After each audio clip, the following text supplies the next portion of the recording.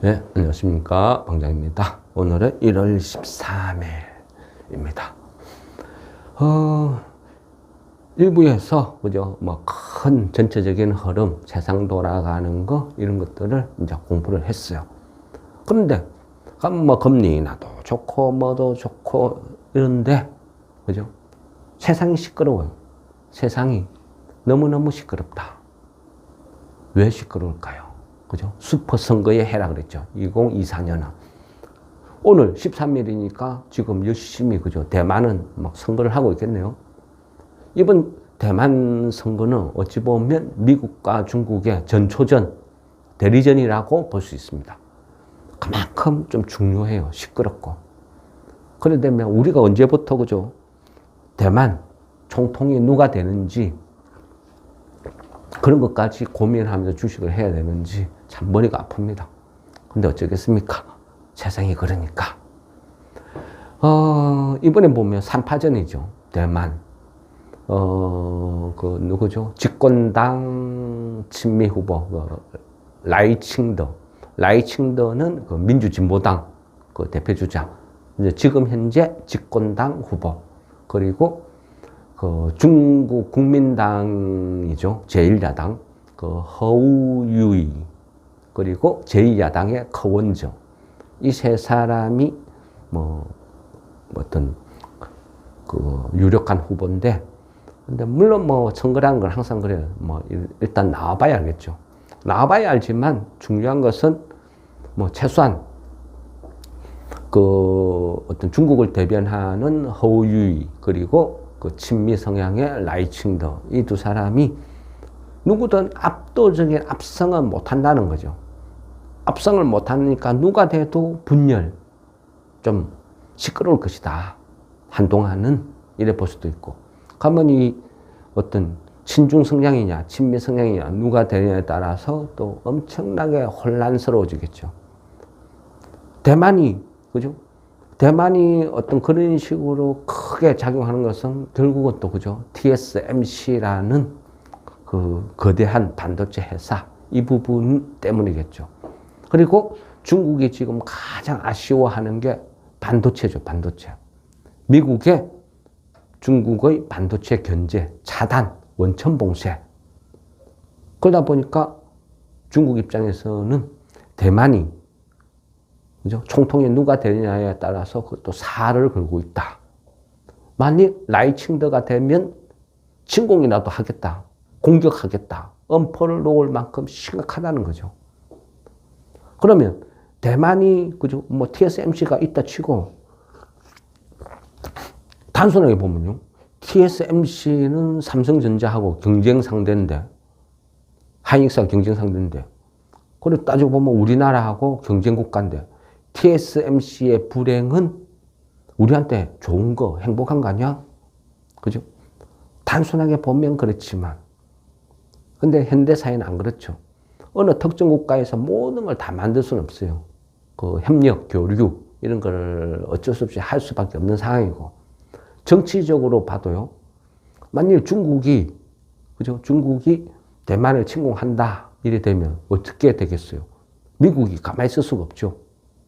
미국이 가만히 있을 수가 없고 태평양 칠함대가 움직이고, 그러면 대한민국에 있는 주한미군도 움직일 것이고, 그러면 그 주한미군과 동맹관계를 맺고 있는 우리나라, 한국은 어떻게 해야 돼요?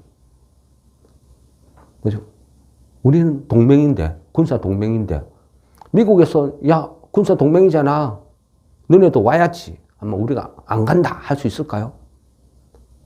간다 할 수도 없고 안 간다 할 수도 없고, 잘못하면 또 중국과 전쟁을 펼쳐야 되는 상황이 펼쳐지는데, 그럼 그 사이에서 북한은 또 가만히 있을까요? 이런 역학관계가 막 얼매여 있으니까 결국은 중국, 대만, 이 관계가 둘만의 관계가 아니라는 거죠. 어쩔 수 없이 우리도 그냥 끌려갈 수밖에 없는 그런 상황이다. 그래서 이번에 대만 선거가 중요하다. 그래서 유심히 지켜봐야 된다. 이렇게 이제 말씀을 드리는 거죠. 그리고 보면 EU, 그죠? 유럽연합, EU도 6월 달에 선거가 있거든요. 그럼 지금도 보면 그 EU 쪽에도 보면 약간 극우주의가 급부상을 하고 있어요. 그래서 EU도 시끄러울 것이고, 뭐 러시아야 그죠? 뭐 어찌 보면 그냥 형식상이죠. 결정난 거죠. 그냥 무조건 푸틴이 오연임한다. 뭐 이래 봐야 되겠죠. 무엇보다도 제일 중요한 건 그죠? 그 미국의 대통령 선거죠. 11월 15일인가요? 그 대통령 선거. 최근에도 이래 보면 그죠? 그 트럼프가 일부 지역에서 너 자격 없어. 그 투표권에서 트럼프는 빼. 막 그런 어떤 지역도 막 나오고 그랬죠. 그래서 트럼프가 뭐 자격이 있나 없나. 야, 쟤 출마도 못하는 거 아니야? 여러 가지 이야기가 막 있었어요. 그러다 보니까 오히려 또 선거, 그죠? 막상 공화당 대표 주자를 뽑는 이 시기가 다가오니까 어찌 보면 또 트럼프 지지자들이 결집을 해요.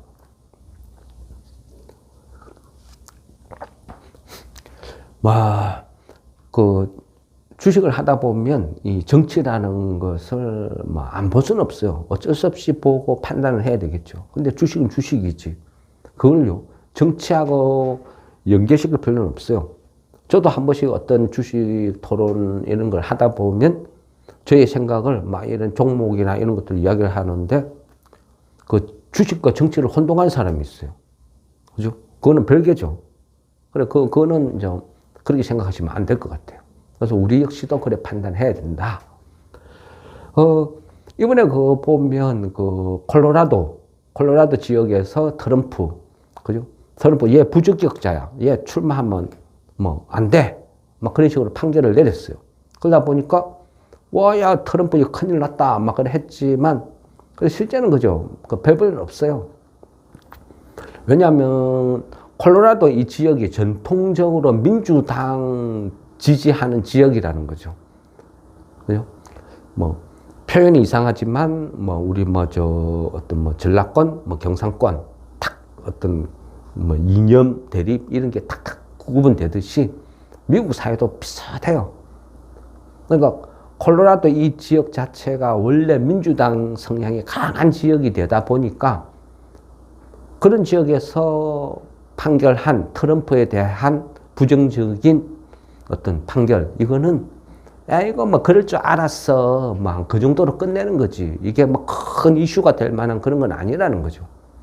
이라든 저라든 어차피 너는 바이든 편이잖아. 그 정도 이래 되는 거죠. 바이든은 그죠? 야, 그 역대 정치인 중에 미국 어떤 대통령 중에요, 바이든만큼 그 인기가 없는 사람도 드물 것 같아요. 현직 대통령인데, 그죠? 너무 좀, 그게 좀 뭐라 해야 돼요? 좀 우유부단하다 해야 되나? 그러니까 미국 하면 파워, 강인한 어떤, 그죠? 역동적인 어떤 힘을 보여줘야 되는데, 바이든은 그런 게 없는 것 같아요. 그러니까 점점점 약간 존재감을 상실한다 해야 되나? 그런 상황이죠. 근데 어쨌거나 현직 대통령인데, 현직 대통령인 바이든이 내가 이번에 출마할 거야. 한 번 더 출마할 거야. 그리고 이야기할 때 누가 안 돼. 말할 사람이 아무도 없죠. 그러니까 어쨌든 바이든은 출마해요. 그럼 바이든하고 누가 붙을 것이냐. 결국 대세는 트럼프죠. 공화당에서도 그죠. 그 리키 헤일리. 이분도 무시는 못해요. 무시는 못하고 예전에도 그 보면 그죠. 그 오바마 대통령도 원래는 존재감 없었어요. 그런데 갑자기 그죠. 연설 한 번 잘 하면서 갑자기 돌풍을 몰고 오바마 어떤 돌풍 유행을 만들어줬죠. 급부상을 했다는 거예요. 그래서 그 리키 헬리도 절대 무시는 못해요. 이분도 보면 그 원래 사우스 캐롤라이나 주지사 출신이거든요. 근데 저는 약간 이 돌풍의 한계를 느낀 게 이분이 그 이제 어떤 인도계예요. 인도계.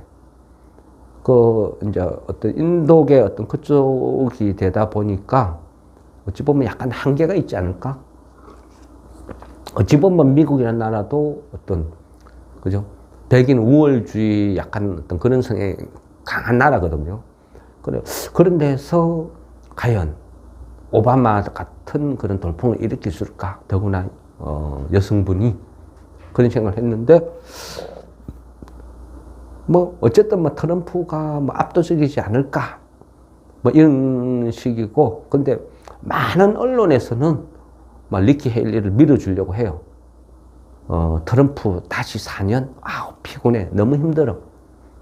그래서 차라리 정치, 경제, 어떤 트러블 메이커인 트럼프보다는 조용한 미국, 강한 미국을 이끌어갈 수 있는 그냥 인재, 그러니까 니키 헤일리가 훨씬 낫다. 언론에서는 열심히 밀어는 주는데 좀 한계가 있겠죠. 그러려면 트럼프와 그 니키 헤일리가 어떤 결선 투표를 이래 쭉 진행하다 보면 뭐 트럼프 입장에서는 뭘 하겠어요. 굳이 뭐 아군끼리 피 터지면서 싸우면 뭐하냐. 그냥 너 내 어떤 뭐 런닝메이트 해라. 내 이유를 뭐 네가 꿈꿔라. 그럼 내가 뭐 밀어줄게. 이런 식으로 갈 수도 있겠죠. 근데 어쨌거나 뭐 트럼프가 된다는 전제 하에서 우리는 지금 이제 세상을 바라봐야 될 것 같습니다. 주식하는 사람 입장에서는. 바이든과 트럼프가 가상 대결을 하면 트럼프가 이긴다고 나와요. 그만큼 바이든이 좀 약해요. 그러니까 어떤 확실한 어떤 그런 게 없다는 거죠. 하면 트럼프가 된다 하는 전제 하에서 주식쟁이로서 이제 판단을 해야 되겠죠. 그래 보면 일단은 바이든 입장에서는 항상 이야기하죠. 내가 대통령이 되면, 트럼프는 항상 얘기해요. 내가 대통령이 되면 바이든이 했던 모든 것은 다 엎어버릴 거야. 나는 바이든이 한 거는 무조건 싫어. 다 싫어. 계속 주장해요. 그러고도 남을 사람이고. 보통 정치라는 거는 뭐죠? 정치라는 건 명분이라 그러죠. 정치는 명분이 있어야 된다. 근데 트럼프는 뭐예요? 명분 그거 개나 줘버리라 뭐. 나는 내 마음대로 할 거야. 그런 식이라는 거죠. 그래 뭐든지 다 할 사람이다. 기후협약 그거 말도 안 되는 미래 어떤 그런 얘기지 그거 다 필요 없어. 기후협약 탈퇴해버려. 그런 사람이라는 거죠. 그러면 바이든이 해놨던 모든 것을 다 엎어버린다. 그러면 바이든 때 최고의 핫한 주식들은 다 빼버려야 되겠죠. 뭐 바이든 헬스케어 이런 것들도 빼야 될 것 같고, 제일 그죠 위험한 거는 뭐죠? 전기차, 배터리. 미국에서 바이든이 만드는 그죠? 그 어떤 수혜, 지원금 이런 것들이 다 사라질 수도 있어요. 그래서 트럼프가 강하게 가면 갈수록 우리나라 그 2차 전지 테마는 점점 약해지고 힘들어질 수도 있다. 그래서 뭐 굳이 논란의 중심에 서고 싶지는 않아요. 그래서 안 보는 게 좋다. 저는 뭐 그래 생각하는 거죠. 그러면 예전에 트럼프가 대통령인 시절에 그때 또 우리나라 시장에서 강했던 종목은 뭐야? 이래 봐야 되겠죠. 트럼프 때는 어땠어요? 친환경 에너지 그거 다 필요 없더라. 그거 필요 없어. 그냥 쓰는 거 써. 뭐 골치 아프게. 왜? 전통적으로 공화당에서 정치 후원금을 받는 밀어주는 기업이 있고 민주당에서 밀어주는 기업이 있죠. 뭐 크게 단편적으로 보면 민주당은 그죠? IT, 공화당은 전쟁. 뭐 이렇게 크게 나눠질 수도 있어요. 일부에서 이야기했죠. 과거 10년 동안 애플이 1위였다. 그리고 이제는 마이크로소프트가 차지했다. 근데 애플 이전에는 누구였는데? 엑슨모빌이라고 그러죠. 엑슨모빌, 그것도 전통적인 공화당. 엑슨모빌 하면 뭐죠? 화학연료. 막 이런 식이죠. 그러니까 트럼프 때는 뭐 내연기관, 화학, 화석 발전, 이런 것들이 강했어요. 그리고 대표적인 게 있죠. 로켓맨하고 친하죠. 트럼프 때는 뭐랬어요? 김정은이하고 굉장히 우호적이었죠. 같이 만나서 뭐 밥도 먹고 이야기도 했죠. 그러다 보니까 트럼프 때는 오히려 그 북한하고 되게 우호적이었죠. 그러다 보니까 우리나라 주식 테마도 툭하면, 그죠? 툭하면 그 대북 관련 테마 이런 것들이 막 움직이고 했어요. 근데 이번에는 어떨까요? 이번에는 어떨까요? 가능할까요? 지금 김정은이 어떻게 행보를 하고 있죠? 근데 김정은 입장에서는 죽었다 뭐 깨나도 어쩔 수 없는 게, 그죠? 러시아 협력하고 중국하고 협력하고 이거는 뭐 생존 방식이었죠. 그러면 트럼프는 중국 싫어요. 계속 갈굴 거예요. 그런데 김정은이가 중국을 멀리하고 트럼프랑 친하게 지낸다? 가능할까요? 그래서 예전 트럼프 때는 김정은과 친했고 중국은 침묵했고, 그래서 주시장에서 뭐 어떤 북한 관련 테마가 막 많이 움직였어요. 근데 이번에는 조금 지금 정치학 구도상 힘들지 않을까 이래 봐야 될 것 같아요. 바이든 한 거 다 빼버리면 트럼프 할 때 트럼프가 좋은 거 이래저래 쭉 하다 보면 힘들어져요. 근데 공통분모가 있어요. 바이든 때든 트럼프 때든 공통분모는 뭐죠? 공통분모는 중국을 갈갔다는 거. 서로가 바이든이든 트럼프든 서로가 서로의 정책을 부정했지만 딱 하나 공통분모는 바톤 타치 해가면서 중국을 끝없이 갈갔다는 거. 중국을 갈구는 건 뭐죠? 왜 갈갔어요? 뭐 정치, 경제, 이념 다 떠났어. 그죠? 모든 거의 뒤안길에는 제가 생각할 때 그래요. 기축통화의 도전. 미국 입장에서는 어떤 식으로든 기축통화 도전 국가는 절대 용서가 안 된다. 왜? 용서를 하면 제2, 제3의 도전자가 생길 거니까. 기축통화를 꿈꾸면 그 뒷감당은 이래 된다. 그걸 확실하게 보여준다는 거예요. 그거는 정권이 바뀌어도 불변이다. 그게 미국의 생존 방식이니까. 저는 그렇게 생각하거든요. 그래서 중국의 부활은 없다. 진짜 무릎 꿇고 충성맹세하고 다시는 안 그러겠다 하고, 그죠? 세계의 공장으로, 미국의 공장으로 만족하면서 살겠다 하지 않는 이상에는 절대 용서는 없다. 영원히 용서는 없다. 내가 너에게 준 권한과 지위를 다시 회수하겠다. 너는 옛날에 가난한 나라로 다시 돌아가거라. 그게 미국 입장 같아요. 그리고 중국은 그렇게 되어가고 있고. 어쨌거나요. 지금 중동 분쟁이 생기고 난리가 나고 해도 유가가 막 치솟지 않죠. 옛날 같으면요. 80불, 90불, 100불 막 끝없이 치솟아 올라갔을 거예요. 근데 지금은 실제 안 그래요. 왜 그래요? 세계 최대의 석유 소비국 중국이 끝없이 추락하고 있거든요. 그러니까 실제 유가가 그렇게 반응을 안 한다. 이래 보는 거죠. 또, 그죠? 오펙에서 뭉쳐서 감산해 가면서 가격 조정을 하려고 난리를 치겠는데 결국은 안 됐죠. 포기하고 어떻게 했습니까? 사우디도 나서서 이제는 가격 인하 카드를 내밀었죠. 그러다 보니까 중동 분쟁이 생겼음에도 불구하고 유가는 의외로 착하다. 72불이면 견조하다. 이래 보는 거죠. 결국은 그 중심에는 중국의 어떤 경기 침체가 뭐 유가 입장에서 보면 뭐 신의 한 수다. 뭐 이런 관점에서 볼 수도 있다는 거죠. 그러면 트럼프가 만일 된다 하면 어때요? 트럼프는 푸틴하고 친해요. 러시아하고 친하죠. 그죠? 그러면 트럼프가 당선, 푸틴은 당연히 당선. 그러면 이 둘이 당선되면 가장 피해를 볼 데는 누구죠? 우크라이나죠. 공화당은 지금 뭐라 그래요? 공화당, 우크라이나 뭐하러 지원해 주냐고. 밑빠지는 물 붓기야. 막 그냥 알아서 하게 놔두지. 왜 미국이 나서서 그 난리를 치기는데? 하지 마. 공화당은 전통적으로 그죠? 그 관심 없어요. 공화당의 관심사는 오로지 어디죠? 인도 태평양 지역에 있어요. 그러다 보니까 만일 트럼프가 당선되면 바로 그럴 거예요. 우크라이나 지원 중단, 스톱.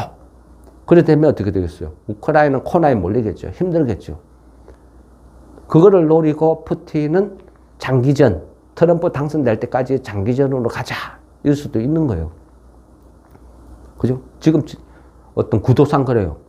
바이든과 트럼프가 이제는 본격적으로 대선을 앞두고 빅매치를 앞두고 있는데 뭐 예산 집행이든 뭐든 쉽지가 않아요. 순조롭게 흘러가지가 않아요. 전쟁을 펼치는데. 바이든 입장에서도 당선되기 바쁜데 우크라이나 목숨 걸고 지원해 주기도 힘들어지겠죠. 그럼 지금 어떻게 되겠어요? 우크라이나 재건? 합리적인가요? 주식시장에서는요. 주식시장에서는 그게 테마가 돼요. 수시로 테마가 돼요. 뭐 급등도 하고 급락도 하고 하겠죠. 근데 전략이라는 걸 세우라는 거예요. 상식적으로 한번 쭉 생각을 해보자는 거예요. 이런 세상으로 돌아갈 때 우크라이나 그 재건이 과연 현실성 있나? 가능성이 있을까? 확률을 보는 거예요. 그리고 내가 여기에서 배팅을 할 것인지, 이 테마는 아예 빼야 되겠다. 옳은지 말든지 나는 목숨 걸기 싫어. 이렇게 판단해야 되는지. 이런 식으로 하나씩 맞춰 나가자. 이래 되는 거죠. 그러면 트럼프, 바이든 공통분모로 중국을 갈구는 것은 똑같다. 그죠? 근데 뭐 중국하고 갈굴 때 여러 가지 이슈가 있었죠. 가장 그거 한 것은 그죠? 무역 분쟁, 관세, 트럼프가 관세 25% 때려. 시진핑이 25% 받고 25% 더. 트럼프가 그래? 그럼 그거 받고 100% 더. 끝없이 분쟁했죠. 그 사이에서 뭐가 있었다? 대두. 중국은 세계 최고의 대지 소비국이죠. 미국은 세계 최대의 곡물 생산국이고 그 와중에 대두가 있었어요. 그죠? 그러다가 그게 어떤 이슈가 되면서 생필식품 초급등을 한 적이 있었죠. 그 부분을 예상하고 그죠? 그 부분을 예상하고 한번 찔러보자. 물론 가격이 바닥이니까. 실적도 좋으니까. 가격은 바닥이니까. 충분히 쉬었으니까. 테마로 연류가 안 돼도 뭐 본전은 유지할 거니까. 그런데 배팅을 해보자. 그게 어떤 접근 논리였죠. 근데 생각보다 뭐 반응은 저번 주에 왔으니까 빠른 것 같아요. 근데 이제부터는 만일 트럼프가 당선이 되고 그리고 중국에 대해서 강경 발언을 할 때마다 뭐 계속 트럼프 테마로 움직일 가능성은 훨씬 크다 봐요. 그래서 뭐 계속 관심 있게 봐야 될 종목 중에 하나다. 이래 보는 거고요. 그리고 미국이 왜 중국을 갈까요? 아니, 물론 진실은요. 제가 보는 진실은 기축통화의 도전이에요. 근데 미국 입장에서 기축통화의 도전으로 응징한다. 이런 말은 할 수가 없어요. 하면 안 되죠. 그죠? 그러니까 명분이 필요한 거예요. 그 명분이 뭐죠? 그 명분이 결국은 중국, 너는 위험해, 나빠. 그 나쁜 짓을 하는 거에 중심에는 그죠? 하웨이가 있었고, 요즘 조용하죠? 그리고, 그죠? AI. 중국이 AI 기술이요. 그 전까지만 해도 세계 탑이었어요. 월등했어요. 왜? 빨리 시작해서 엄청난 돈을 쏟아부었으니까 AI 기술이 엄청나다. 지금도 어느 정도, 그죠? 기술력은 있는데 반도체가 없어서 못하고 있어요. 그게 문제죠. 그러니까 중국 입장에서는 뭐 TSMC를 뺐든 어쩌든 무조건 반도체가 있어야 된다. 이럴 것이고. 그죠? 심하면요. 대만이 뭐 물론 요거는 그냥 상상이죠. 상상인데 미국 입장에서도 중국 입장에서도 대만을 바라보는 시간 결국은 TSMC가 전부 다 생각해야 돼요. 그러면 만일 뭔가 분쟁이 터지면 미국과 중국 입장에서 서로의 타겟은 TSMC가 되겠죠. 때로는 중국이 대만을 장악하면, 그러면 미국 입장에서도 오히려 TSMC를 아예 파괴해버릴 수도 있어요. 우리가요, 옛날에도, 그죠? 뭐 어떤 전쟁이 나면 내가 이 지역을 장악하고 있다가 적이 쳐들어와서 내가 후퇴할 때는 어때요? 식량부터 다 불태워버리죠. 내가 못 먹는 거 누구도 굶어 죽으라고. 그거 식량 먹고 힘내가지고 뛰어와서 내가 죽을 수도 있으니까. 그러면 미국 입장에서도 대만을 잃으면 TSMC를 없애버릴 수도 있다. 이런 어떤 무서운 생각도 할 수 있다는 거예요. 그러니까 어쨌든 바이든과 트럼프의 공통의 분모는 중국이다. 그리고 그 중국의 뒤에는 AI가 있다. 그죠? AI가 있고 그 AI는 결국 반도체다. 또 중국이 하나 잘하는 거 있죠. 양자 분야. 엄청 앞서 있어요. 양자 컴퓨터. 양자 컴퓨터도요, 어떤 타 클래스 기술력을 갖고 있다. 이래 보거든요. 근데 만약 양자 컴퓨터가 본격적으로 작동을 하면 미국이 뭐 핵기지든 뭐든 전부 해킹 당하고 초토화될 수도 있어요. 그만큼 무서운 거죠. 그래서 미국 입장에서는 완전 목숨 걸고 체면이고 뭐고 살을 걸고 반도체를 중국으로부터 격리 차단시키려고 그렇게 노력을 하는 것도 어찌 보면 양자 컴퓨터가 있기 때문이다. 이래 볼 수 있고요. 트럼프 공약 사항 중에도 그런 게 있어요. 트럼프 공약 사항에도 보면 인공지능과 양자 컴퓨터에 대한 어떤 기술 발전, 투자 이런 건 있다는 거죠.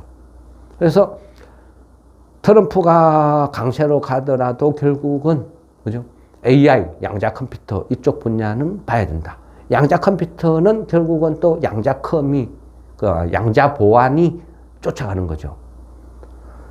그러다 보니까요, 이래저래 올해는 또 인공지능은 당연히 봐야 되지만 번외로 양자 관련주도 항상 들고 가는 게 맞는 것 같다. 이런 생각을 또 할 수 있다는 거죠.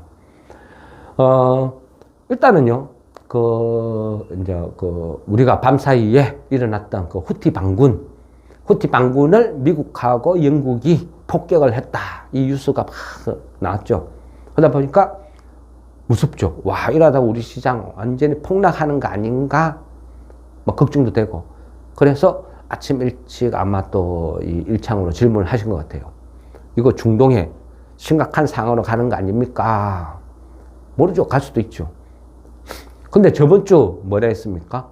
저번 주, 그죠? 저번 주에 그 후티 반군이 주둔하고 있는 이 부분이 여러 가지 해상에 영향을 줄 수도 있다.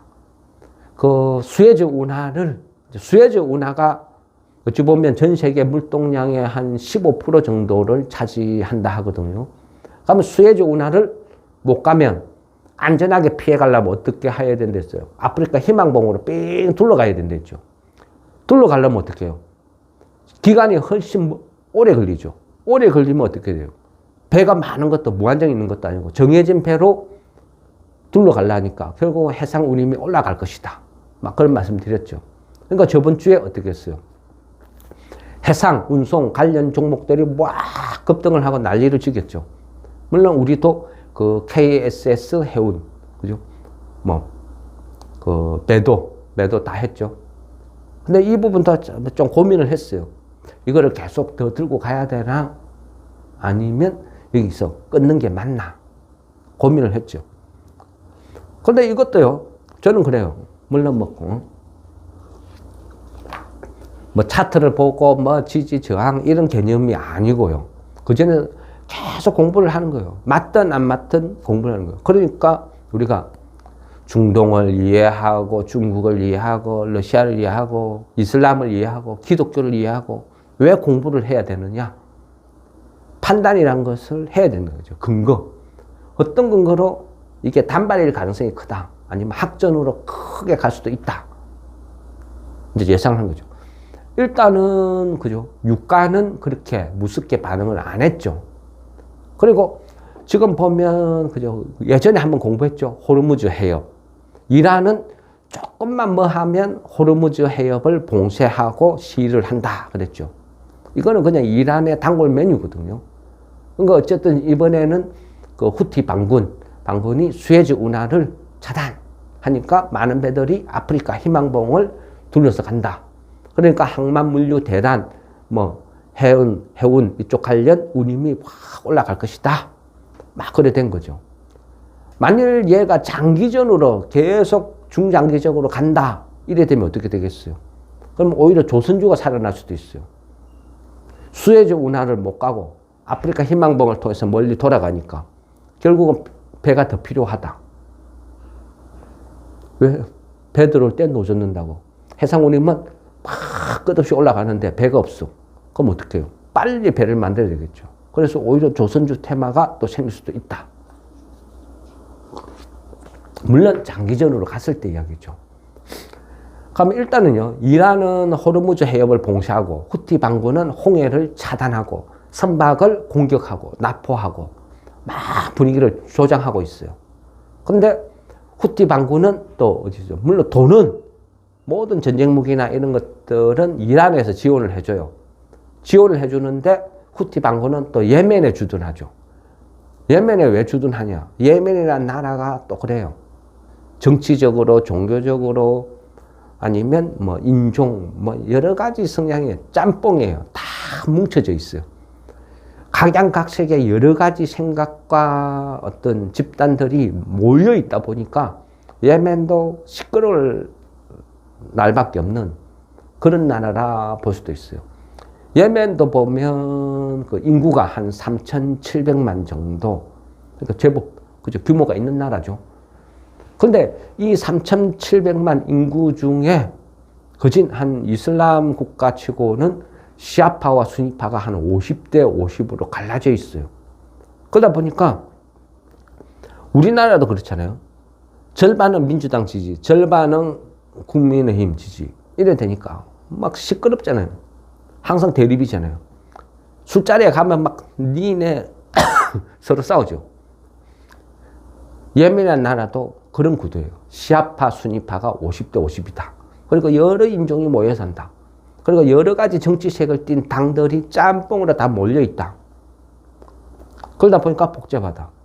그런데 더 복잡하게 만드는 거는 이 예멘이라는 나라에는 뭐 석유, 천연가스, 수많은 자원, 강물들이 엄청나게 매장이 돼 있어요. 그러다 보니까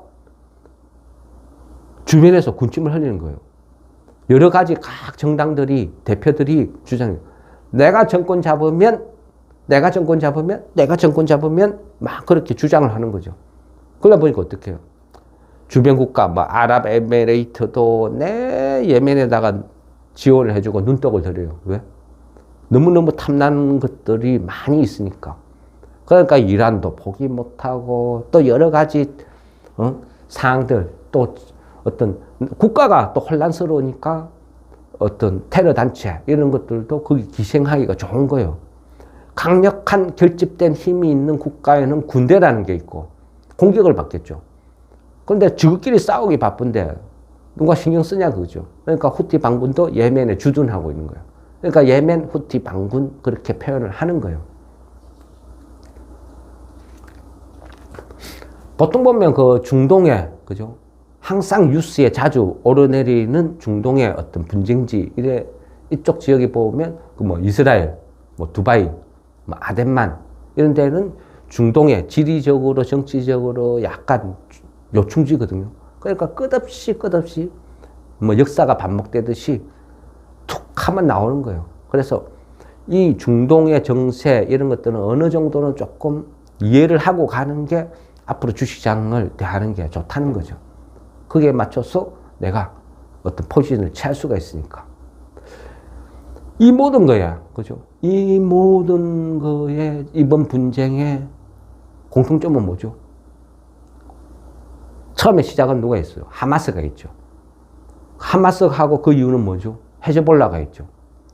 헤즈볼라가 하니까 그 이유는 또 뭐예요? 갑자기 또 후티 반군이 나오죠. 공통점이 뭐죠? 하마스, 헤즈볼라, 후티 반군. 공통분모는 이란이 모든 것을 제공해주는 단체다. 이런 공통분모가 나와요. 하면 이란은 왜 이래? 근데 이란은 그랬죠. 여러 번 설명드렸잖아요. 사우디가 이스라엘과 손을 잡으면 이슬람과 기독교의 평화를 유지하고 그 가기 직전이었다. 그죠? 근데 빈살만이 원하는 것은 우리도 그 원자를 가질래. 핵폭탄을 보유할래. 그러니까 핵 재처리 시설 권한을 줘. 그 대신 미국이 너가 시키는 이스라엘하고 화해하고 사이좋게 놀게. 그게 조건이었죠. 미국도 오케이. 그러니까 사우디 입장에서는 핵 보유를 하는 강력한 국가 이스라엘과 친해져서 나쁠 것도 없죠. 그러니까 사이좋게 지내려 하고 그 이슬람의 맹주, 그죠? 사우디가 이슬람과 이스라엘과 화해를 하는데, 그러면 주변 국가에서는 뭐래요? 최고 형님이 사이좋게 지낸다니까 우리도 사이좋게 지낼래? 막 그래 가겠죠. 그러되면 이슬람의 어떤 기득권을 갖고 싸우는 맹주를 자처하는 이란과 사우디. 근데 사우디가 이스라엘과 화해하고 모든 이슬람이 화해를 해버리면 이란은 뭐예요? 낙동강 오리알 되죠. 존재감이 없어지는 거예요. 그러니까 이란 입장에서는 그 중동에서 이슬람에서 존재감을 갖고 살아남기 위해서는 어떻게 돼요? 무조건 투쟁을 해야 돼요. 무조건 확산을 시켜야 돼요. 가장 좋은 거는 기독교와 이슬람의 전쟁으로 몰아가야 되는 거예요. 그러니까 계속 공격을 하는 거예요. 그 공격의 중심 가면 얘는 이란은 왜 자꾸 하마스, 헤즈볼라 아니면 후티 반군의 그 테러 단체라는 이런 쪽에 낙인 찍히는 곳에 왜 계속 돈을 대주고 있어요? 그럼 이란의 이슬람 국가로 보면 이란의 주적은 누구예요? 사우디죠, 사우디. 사우디니까 그 위치적으로 보면요, 주둔 위치적으로 보면 사우디를 중심으로 하마스하고 헤즈볼라는 사우디 북부에 위치를 해요. 그리고 후티 반군은 남부에 위치하고 그 옆에 또 이란이 있겠죠. 그러면 사우디 하나를 두고 이란, 하마스, 헤즈볼라, 그 밑에 후티 반군 세 군데서 사우디를 감싸고 있죠. 사우디 입장에서는 여간 신경 쓰이는 게 아니죠. 거슬리죠. 그래서 계속 이란이 돈을 지원을 해주는 거예요. 그런데 이번에 이스라엘과 그죠? 사우디가 사이좋게 지내는 걸 막기 위해서 하마스를 시켰겠죠. 그래 하마스가 공격을 했어요. 근데 결과는 어땠어요? 지금 하마스는 초토화됐죠. 초토화되고 나니까 그 다음 뭐죠? 하마스 초토화시키고 나면 이스라엘이 그 다음에 뭐 하겠어요? 뻔한 수순이죠. 이제는 헤즈볼라 박살내버리겠죠. 헤즈볼라, 하마스 박살났고 이제 헤즈볼라까지 박살내버리면 사우디의 북부는 해방이 되죠. 텅 비어요. 그러면 그 밑에 후티 반군이 있을 거고 그 다음에 이란이 있을 거고. 그렇지만 사우디 입장에서는 포위대가 있다가 숨통이 트이는 거예요. 엄청나게 좋죠. 그러면 이란 입장에서는 이제 안달이 나겠죠. 힘들어지겠죠. 그래서 하마스가 사우디 북부를 지키고 있는 하마스와 헤즈볼라가 있는데 하마스가 박살났어. 헤즈볼라까지 개멸되면 안 되는 거예요. 그러니까 급해요. 그러니까 이란이 시위를 그러니까 일종의 지원 사격해 주는 거예요. 그냥 두면 일방적으로 박살날 것 같으니까 이란이 호르무즈 해협을 봉쇄시키고 후티 반군이 홍해를 봉쇄하고 이러면서 시위를 막 하는 거예요. 미국의 시선을 끄집어내는 거죠. 교란작전, 양동작전. 그러다 보니까 어떻게 해요? 미국 입장에서는 미국은 지금 누구랑 싸우고 있죠? 제일 피곤한 게 인플레이션이죠. 인플레이션과 싸우고 있고 바이든 입장에서는 이 인플레이션을 잡냐 못 잡냐가 다시 당선되냐 안 되냐 최대의 어떤 숙제인데 온갖 난리를 지어가지고 유가를 잡아뒀더만 이제는 다시 또 중동이 시끌시끌해요. 바이든 입장에서 보통 짜증나는 게 아니겠죠.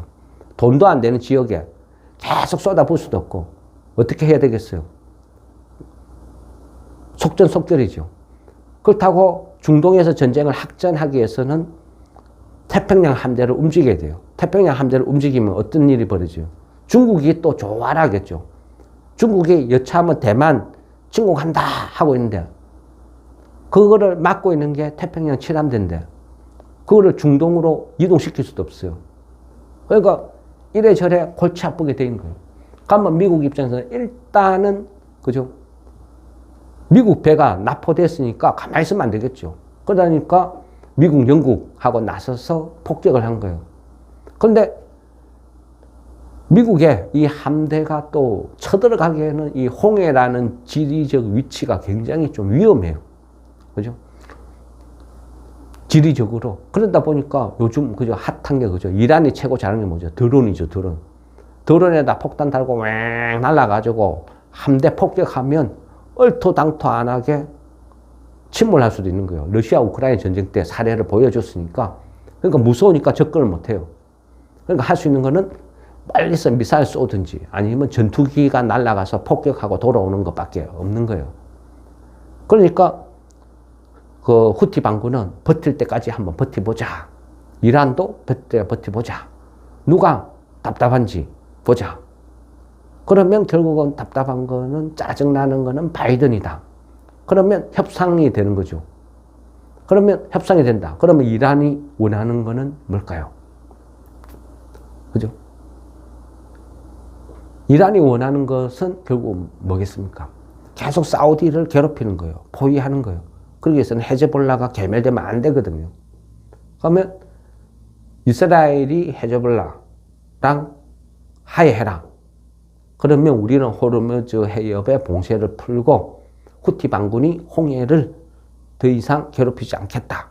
그런 식으로 물러나게 만들겠다. 뭐 대충 이 정도 시나리오가 나온다는 거죠. 그래서 미국도 확전 질질질 끌고 오래 가는 것을 원치 않는다. 네? 태평양에 집중을 해야 되니까. 중국에 집중을 해야 되니까. 결국은 그래 갈 것이다. 그래서 이번 이 사태는 뭐 오래 간다, 장기전으로 간다, 이래 보면 좀 힘들지 않을까? 이런 생각. 그래서 뭐 KS 해운도 기회 줬을 때 그냥 정리하는 게 좋겠습니다. 하고 정리를 한 거죠. 뭐 그렇게 보는 시각이죠. 물론 결과는 몰라요. 그죠? 지나봐야 아는 거죠. 그리고 밤사이에 대만 선거가 어떻게 결론이 날지 그것도 굉장히 중요해요.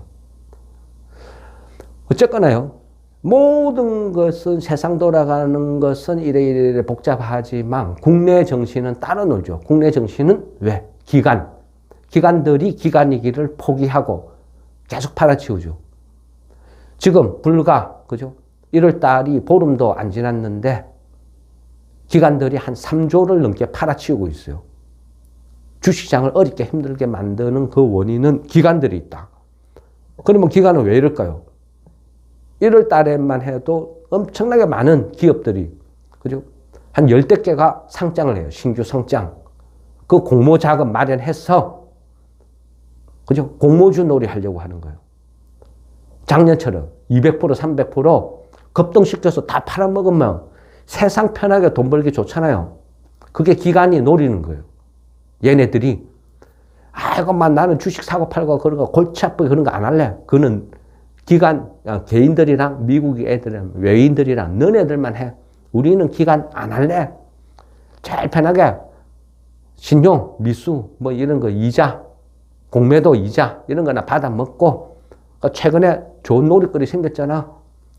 신규 공모주 10,000원짜리 뭐 12,000원, 13,000원, 14,000원 잔뜩 피 붙여가지고 왕창 있는 거 없는 거 다 사가지고 개인들한테 200%, 300%막 붙여서 팔아먹으면 돼. 그게 돈 벌기 제일 좋아. 기관의 전략은 그거란 거죠.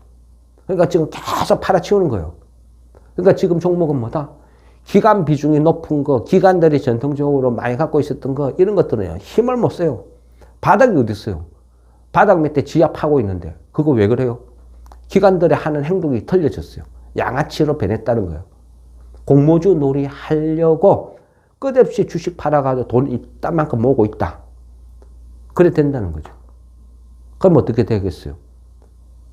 개인들도 말려들죠. 개인들 뭐 아무 생각 없어요. 무조건 공모주 놀이 할 거예요. 야, 100%, 200% 가는 거. 아무 쓸모도 없는 가치도 없는 스펙주도 막 100%, 200% 피 주고 달라붙는데 그게 지금 주식시장 딱 수준이거든요. 그거 기관들이 왜 그런 쓰레기 짓을 하겠습니까? 결국은요, 개인들이 멍청해서 그래요. 한 번 당했으면 정신 차려야죠. 두 번 당하면 정신을 차려야죠. 세 번, 네 번 당하면 그거는 실력이라고 그랬죠. 실력이 그밖에 안 되는 거예요. 그러니까 계속 당하는 거예요. 1월 달에도요, 똑같은 일이 반복될 거예요. 공모주 하나 나오면 그 공모 받겠다고 엄청나게 많은 돈 한 주라도 받으려고. 왜? 등록만 되면 200%, 300% 막 급등을 하니까 개인들도 공모 받으려고 막 돈 집어넣겠죠. 기관들도 막 피 붙여서 집어넣겠죠.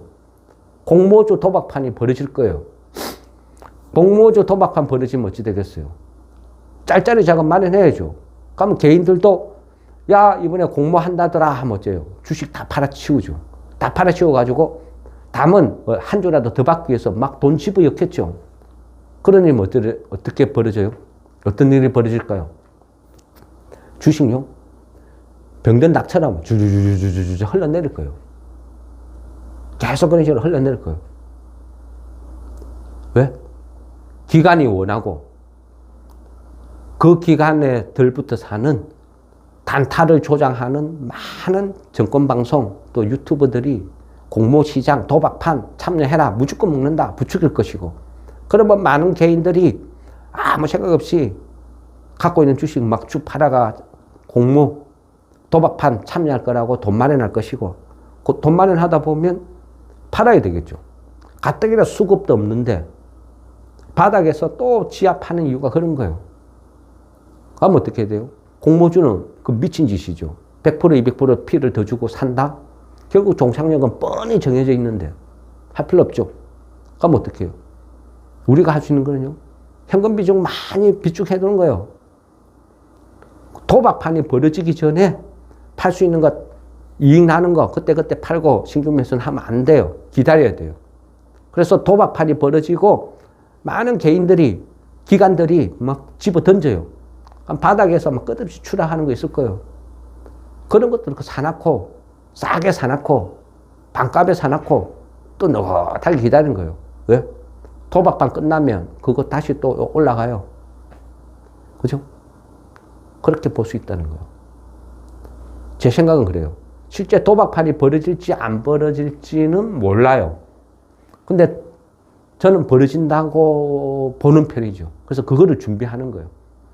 그래서 저번 주에 계속 주식은 기회 급등 나오면 팔고 급등 나오면 팔고 해도 절대 신규 매수 하지 말라고 계속 현금 비축해라 하는 이유가 그런 거예요. 지금 1월 달에요. 곧 시작되면 도박판 벌어져요. 신규 매수, 신규 상장 하나씩 이제 들어오잖아요. 공모자금 몰아하잖아요. 기관도 팔아제끼고 개인도 팔아제끼고 누가 그걸 받아줘요? 수급이 다 무너져 버리는데. 그래서 현금 들고 기다려야 돼요. 타이밍을 노려야 돼요. 철저하게요. 손댈 수 있는 종목, 없는 종목, 사야 될 종목, 사면 안 되는 종목 구분을 해야 된다요. 그게 지금 현실이다. 그렇게 이해를 하셔야 될 것 같아요. 그러면 거기에 맞춰가지고, 그죠? 또 봐야 되고. 어쨌거나 제일 중요한 거는 오늘 저녁에 그 대만 선거 결과를 보고 다음 주 전략 또 볼 수 어떤 우리가 살 수 있는 거, 사면 안 되는 거, 이런 것들을 가져야 될 것 같습니다. 예. 이상 마무리하고요. 또 그 대만 결과를 보고 또 준비를 하도록 하겠습니다. 네, 수고했습니다.